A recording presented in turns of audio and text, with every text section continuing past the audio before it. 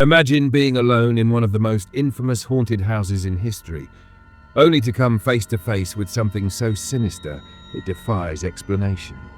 This is the rare, true story of an investigator's night in the Amityville house and the horrifying entity known as Jodie the Pig. What he saw may haunt you forever.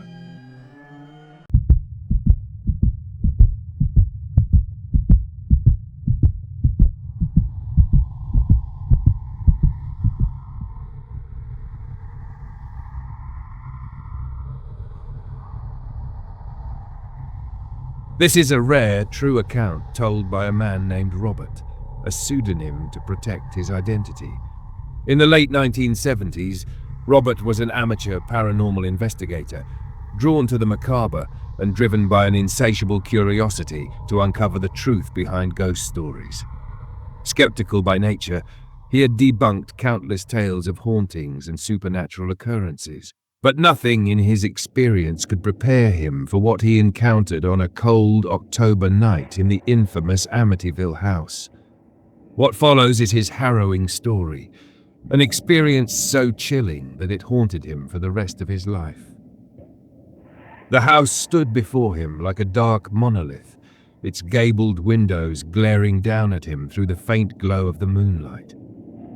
Robert had read about this place, the house on Ocean Avenue, where a family was murdered in their beds and another fled in terror less than a year later. To the world, it was the Amityville horror. To Robert, it was an opportunity, a chance to prove, once and for all, that hauntings were nothing more than the product of fear and overactive imaginations. He approached the house, flashlight in hand, his heart steady. But as he climbed the creaking steps of the porch, something shifted. The air was heavy, almost suffocating, and carried a faint, acrid smell. It was subtle at first, but as he reached for the doorknob, the stench grew stronger. Sulfur, metallic like the lingering scent of blood. He paused, his hand hovering over the knob. The night seemed unnaturally quiet. No wind, no distant hum of passing cars, just silence so deep it felt alive. His instincts whispered for him to leave, but he ignored them, turning the knob and stepping inside. The door groaned on its hinges, the sound echoing unnaturally, as though the house itself was exhaling a long, deep breath. Inside, the air was colder than it had any right to be, and the smell hit him full force. It was rot, decay, and something else, something unidentifiable but so foul that it clung to the back of his throat. He set his bag down in the living room, unpacking his tape recorder, a notebook, and his flashlight. Checking his watch, he noted the time, 10:23 p.m. The plan was simple. Document any sounds, movements, or changes and stay until sunrise. The first hour was uneventful. Robert moved cautiously through the house, noting the way the shadows stretched unnaturally across the walls. He recorded the creaks and groans of the old wood, dismissing them as the house settling. Occasionally, he thought he heard faint whispers just out of earshot, but when he stopped to listen, the silence returned. He explored the kitchen, dining room, and living room, feeling the cold air thicken around him with every passing moment. By the time midnight approached, he was starting to feel foolish. Perhaps the stories were just that, stories. Perhaps the house was nothing more than an empty shell. But at 12:04 a.m., everything changed. It began as a faint sound, barely audible, a low, guttural grunt, resonating from somewhere deep within the house. Robert froze, his pen hovering over his notebook. The sound came again, louder this time, and accompanied by a soft scraping, like claws dragging across wood. His pulse quickened as he scanned the room with his flashlight. The beam flickered weakly, casting jittery shadows that seemed to dance along the walls. "Hello?" he called, his voice breaking the silence. It felt wrong to speak, as though his words disturbed something ancient and angry. The grunt came again, closer now, and Robert's stomach tightened. It wasn't an animal sound, not entirely. There was something disturbingly human in the way it lingered, as if imitating speech. He turned toward the kitchen, where the sound seemed to originate, and stepped forward, his flashlight trembling in his grip. The kitchen was empty. its silence oppressive.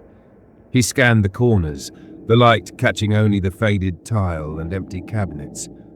But just as he exhaled in relief, the flashlight flickered, and he saw it, two glowing red eyes staring at him from the doorway. He froze, his breath caught in his throat. The eyes were unblinking, burning like hot embers in the dark. He felt them pierce through him, stripping away every layer of skepticism and logic. And then it stepped forward. The creature was massive, its hulking frame hunched to fit within the doorway. At first, Robert thought it was a pig. Its bristled hide glistened unnaturally in the dim light, and its breath came in heavy, wet snorts. But the face, it was wrong. Twisted, grotesque, and almost human in its mockery. Its grin stretched unnaturally wide, revealing jagged, uneven teeth. The stench of decay and sulfur grew overwhelming, making Robert gag. The creature tilted its head, its glowing eyes narrowing as though studying him. Then it smiled wider, and a low, rumbling chuckle escaped its throat, a sound so deep and inhuman that it seemed to vibrate through the walls. Robert stumbled back, his mind screaming at him to run, but his body refused to obey. He was frozen in place, staring into the void of those eyes. Finally, his survival instincts kicked in. He turned and bolted, his footsteps pounding against the floor as he raced for the stairs. Behind him, he heard the heavy thud of hooves, deliberate and unrelenting, following him with terrifying precision. He didn't dare look back. Reaching the second floor, he flung himself into the master bedroom and slammed the door shut, locking it with trembling hands.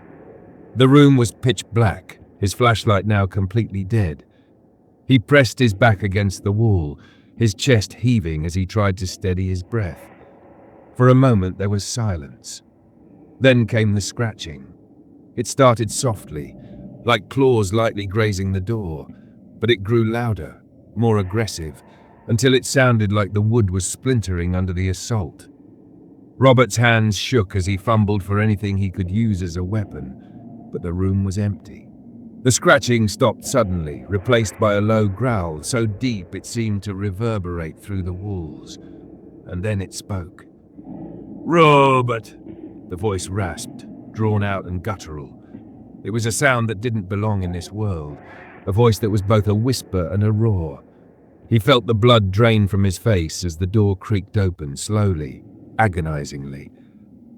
The creature stepped into the room, now on two legs, its deformed body towering over him. Frost crept along the windows as the temperature plummeted. His breath came out in short, visible gasps. "You shouldn't have come here," it whispered, its voice layered with the echoes of countless screams.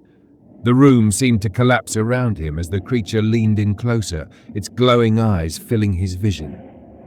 The stench was unbearable now, and Robert felt his knees buckle. The last thing he remembered was the grin, impossibly wide, and the searing heat of those red eyes. When he woke, he was outside, sprawled on the damp grass of the front lawn. His tape recorder was mangled, the tape shredded beyond repair. His notebook was missing, and his flashlight lay shattered beside him. Dazed and trembling, he staggered to his feet and fled, never once looking back at the house. For weeks after, Robert was plagued by nightmares.